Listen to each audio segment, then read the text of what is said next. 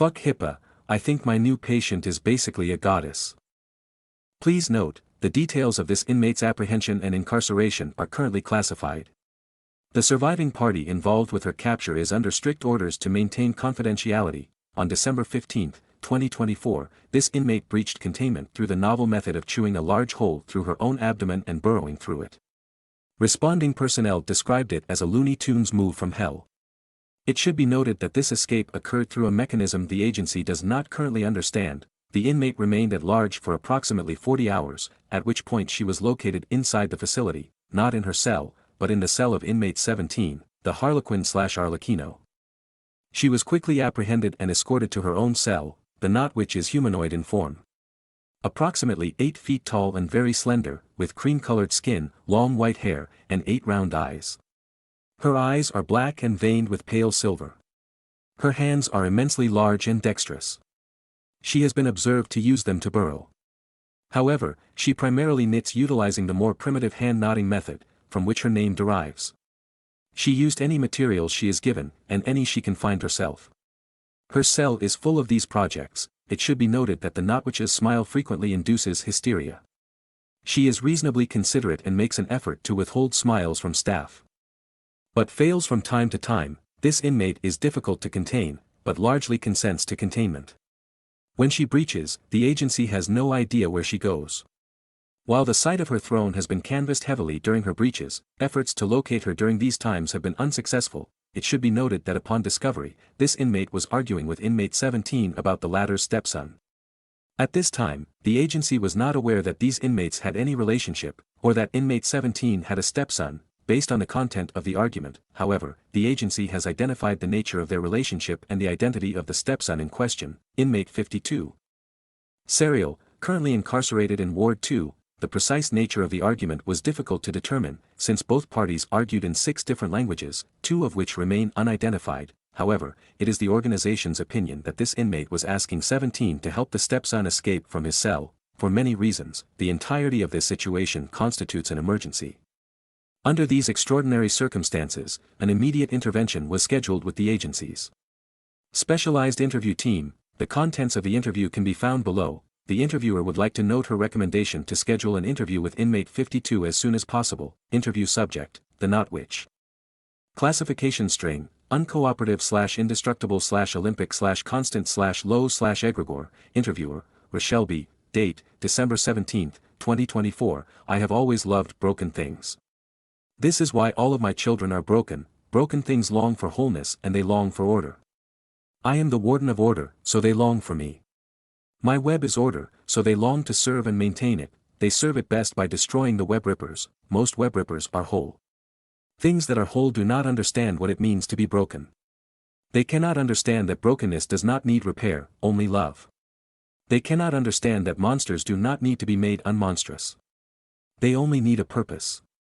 There is no greater purpose than maintaining order. My broken children mend the broken web, sometimes with stitches, sometimes with knots, sometimes with the sinews of those who were once whole. My strongest son always knots the broken strands together with sinews. He is my bravest, my brightest, and my most broken, and he wanted a child of his own. I did not want this.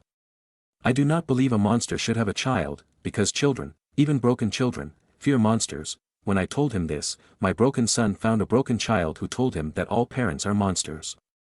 I could not help but let him have her, but long before my most broken son found his broken daughter. I met a little boy named Marley. Marley was always at my mall. I lived beneath it, and so I knew everything that happened to everyone who entered. Marley spent so much time there.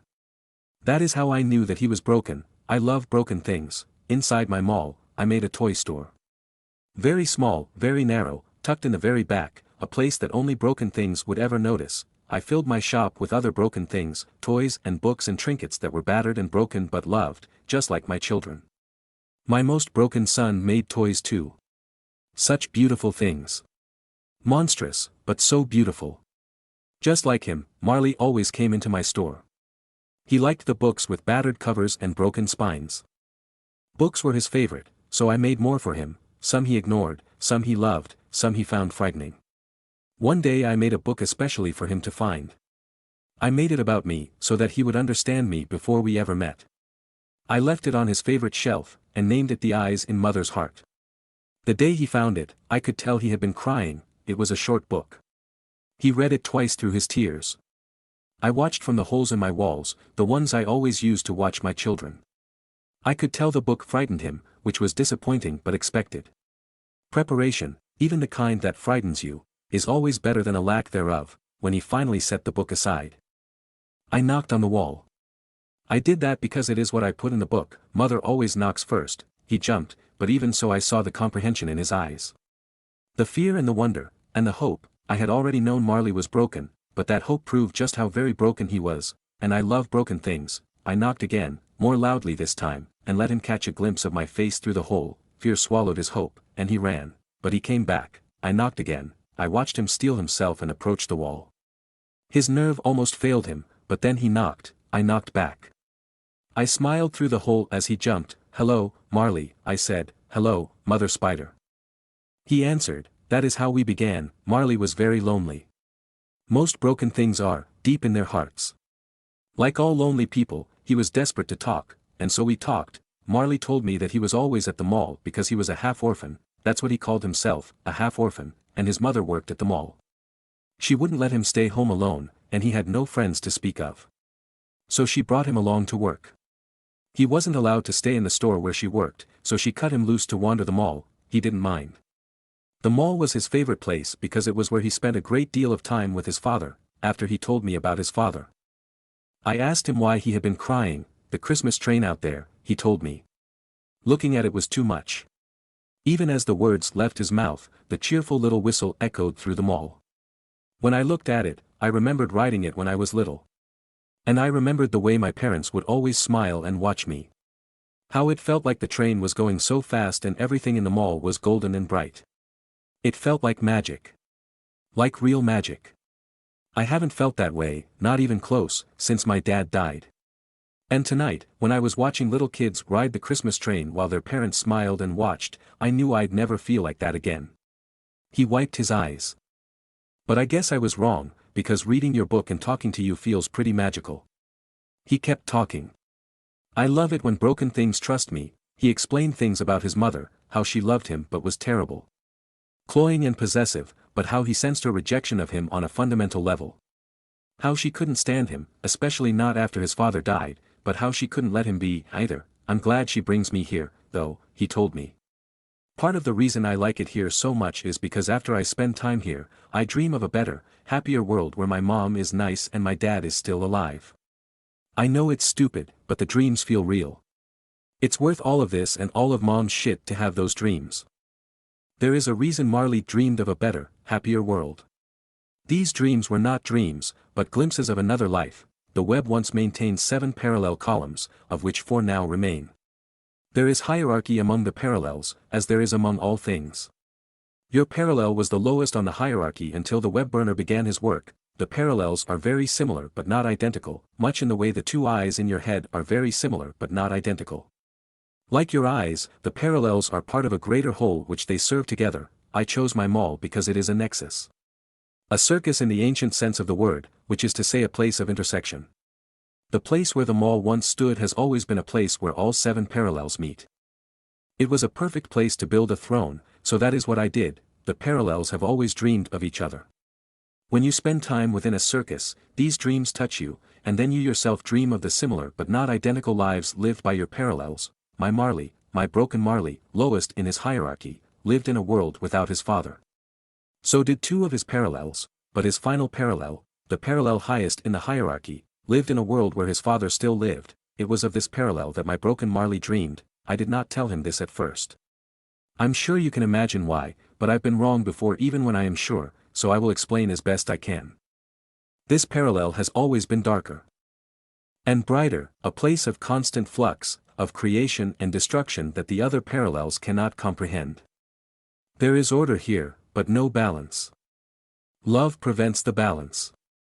Love is the great creator, and it is the great destroyer. Love overwhelms this parallel.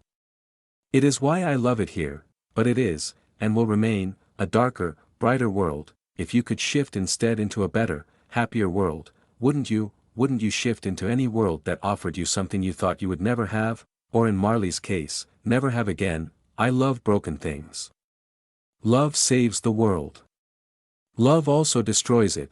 When you love something, its pain becomes yours. Imagine how much greater your pain would be. Knowing you held the solution to your loved one's pain, but knowing, also, that you could never give it. Instead of telling him that his dreams were real, I saw him through the eyes in my heart and made sure he knew. The way to make Marley know that I saw him was to speak to him. We had many conversations. He would sit against the wall in my shop and we would speak together through the holes. He spoke of his mother and his father, and of his friend Rebecca. I knew Rebecca. I knew everyone who came into my mall. Like Marley, Rebecca was an orphan. Unlike Marley, she was whole. One day, Marley's mother humiliated him and hurt him so badly that he ran into my store, sobbing incoherently. His pain was immense. It weighs on me still, suffocating my heart. You must understand how deeply his pain cut me. You must understand that is why I offered him a glimpse of the first parallel. You must not blame him, not for this or anything he did after. It was my fault. I violated order. I ripped the web, I opened a tunnel and walked him through.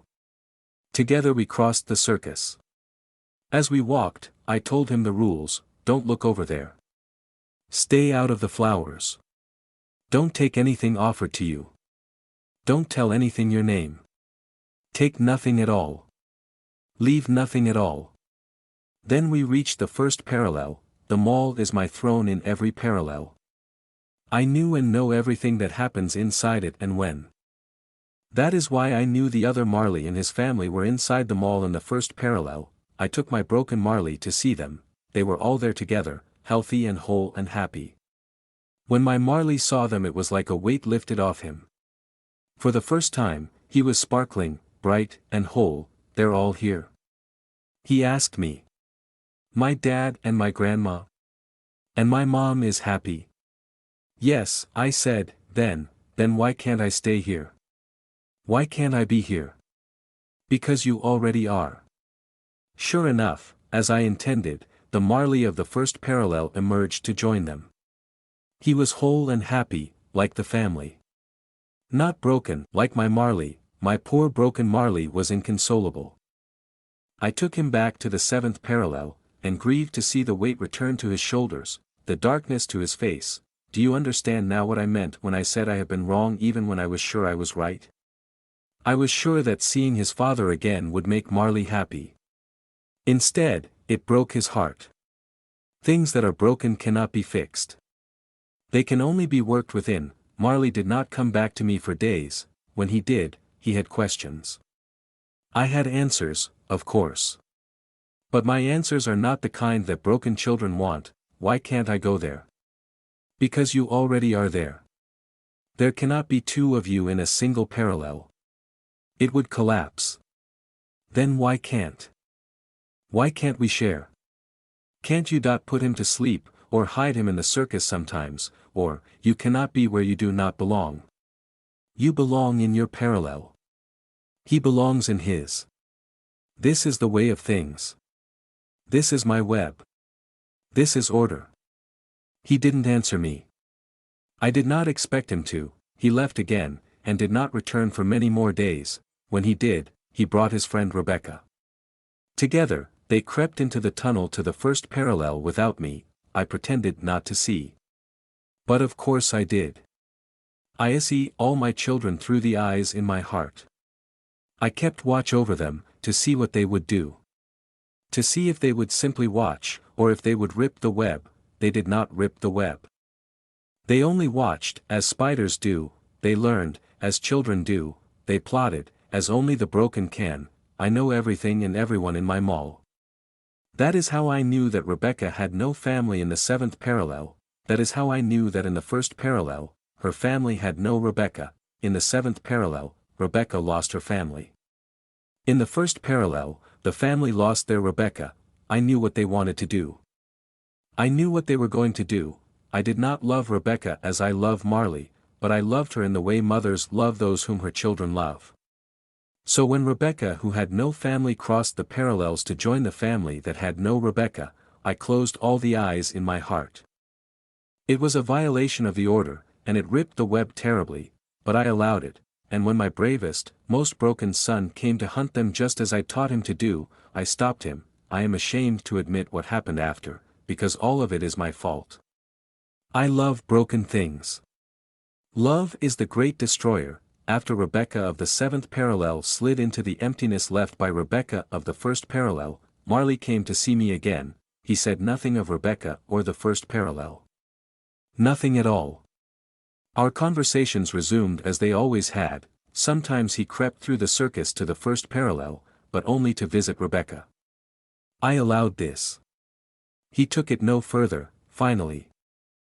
I began to breathe more easily, of course, that is when he struck. Mother Spider, he said. You told me there can only be one Marley in each parallel. This is true. What if I switch spots with another Marley? My heart ceased to hear this, even though I felt no surprise. That is an abomination, Marley. It is a horror. It would make you a horror. Who would know? You wouldn't. Rebecca joined her family in the first parallel, and you didn't know. I did know. Then why didn't you stop us? Because of love, I wanted to say. Instead I said, because that is different. Wrong, entirely, terribly wrong, and it ripped the web. But this would be much more. This would be destruction. He refused to believe me. We fought. He stormed off. It made every eye in my heart shed tears. He was so broken. I loved him so much, I already knew what was going to do. And I already knew I did not have the strength to stop him. I closed the eyes in my heart when he crept through the circus to the first parallel. I listened but did not act as he found the other Marley. I turned away as he lured the other Marley through the circus to the seventh parallel, to this darker, brighter world. I told myself he would change his mind as he abandoned other Marley in my toy store. I smiled through silent tears when he did not, because I felt how his heart soared. When someone you love is truly happy, you cannot grieve anything they've done to achieve it. I wept to feel his joy as he joined the family in the first parallel, but I ached for the lost Marley, the whole and happy child who woke up in a better, happier world with his family around him. And went to sleep that night, sobbing in a darker, brighter world he did not understand. I ached for him in all the years that followed. For his pain and confusion. For the way he did not, could not, fit in here. For the telltale signs that alert spiders and flies to web rippers, the caustic stench, the inability to belong. Even the flies sense invaders from other parallels, and the flies here sensed that he was not one of them. My bravest, most broken son longed to destroy both Marleys. But I could not steal the joy from my broken Marley, and I could not steal what little was left from this other Marley. Sometimes my Marley crept back through to this parallel. He didn't know why, but I did. I always saw him through the eyes in my heart.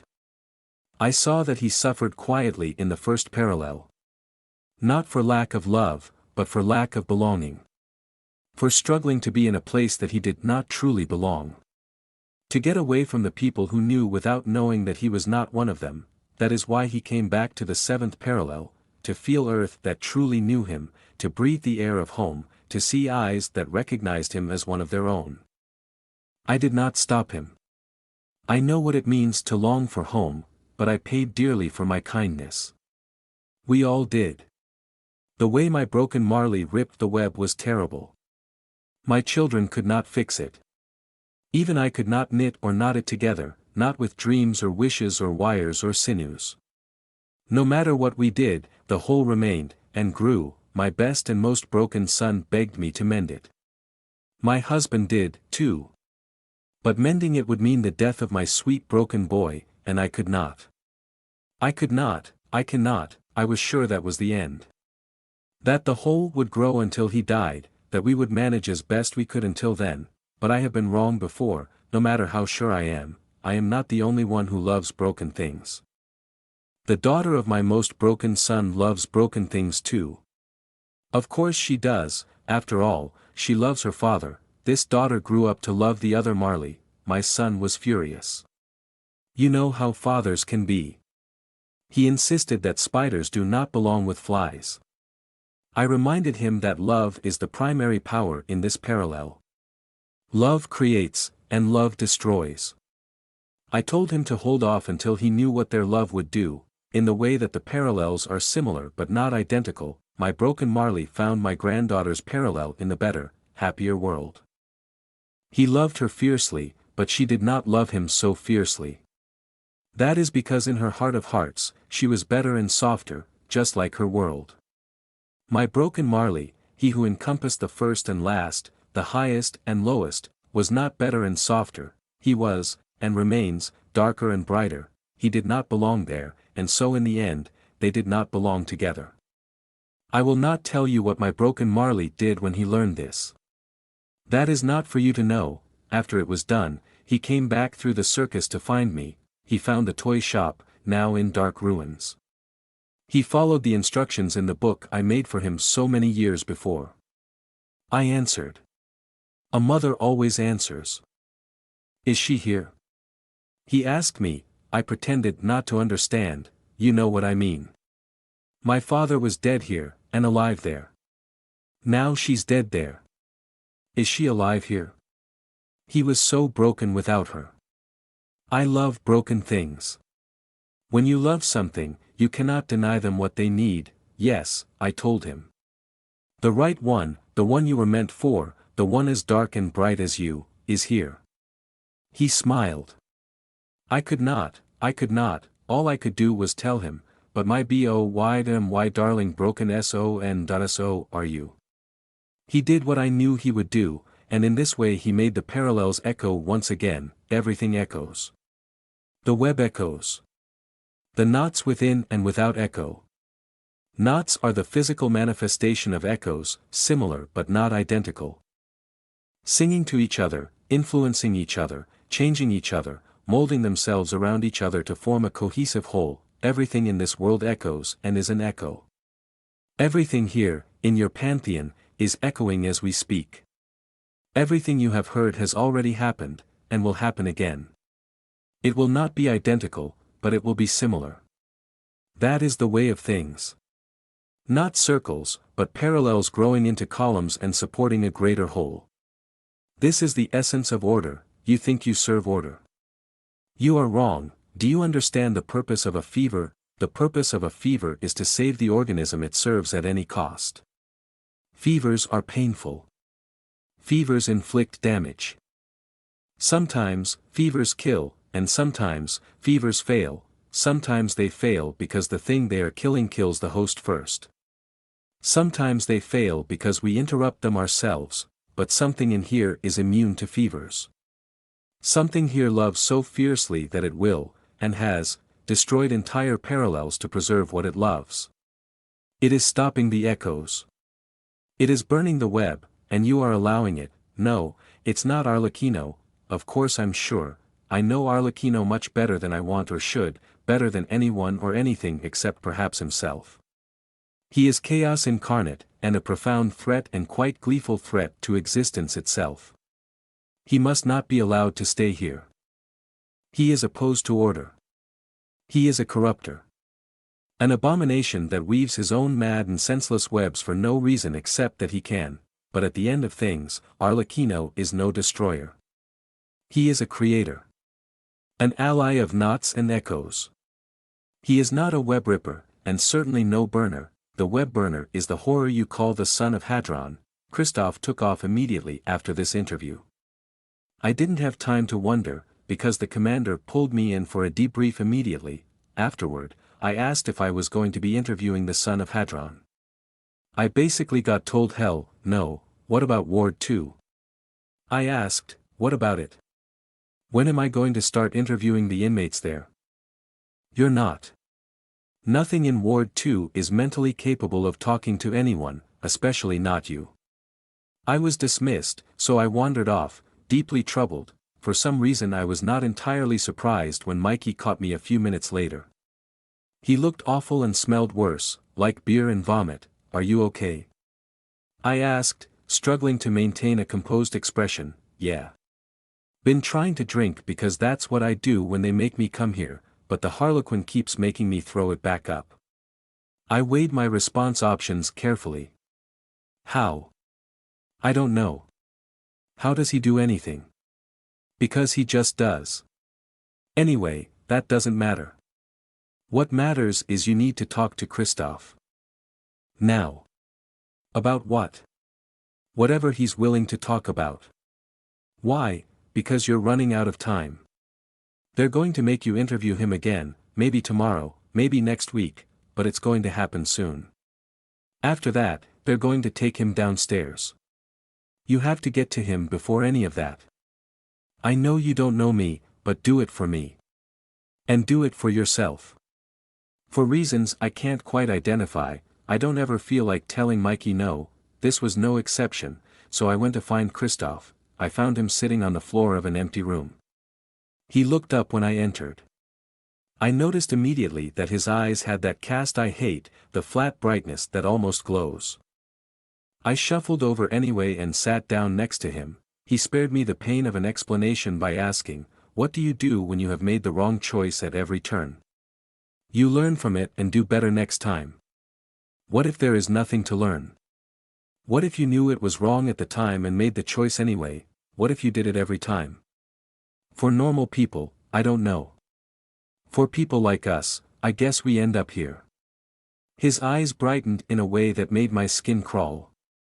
Can you see inside my head? Of course not. Then how did you know what I was thinking? I started getting scared. I didn't. Calm the hell down. He didn't look away. He didn't even blink. Why are you here? Because, I said, echoing Mikey, they're going to take you downstairs. I know. They're going to make you talk to me before that. His shoulders fell and he swore, I can't not induce the compulsion to speak, I told him. They'll know if I don't. But I can keep it minimal, and that should allow you to maintain some control. The trade-off is you have to decide what to give me ahead of time. I guess you'd know better than me, but I'm assuming it has to be something they want to hear. I do not care what they want to hear.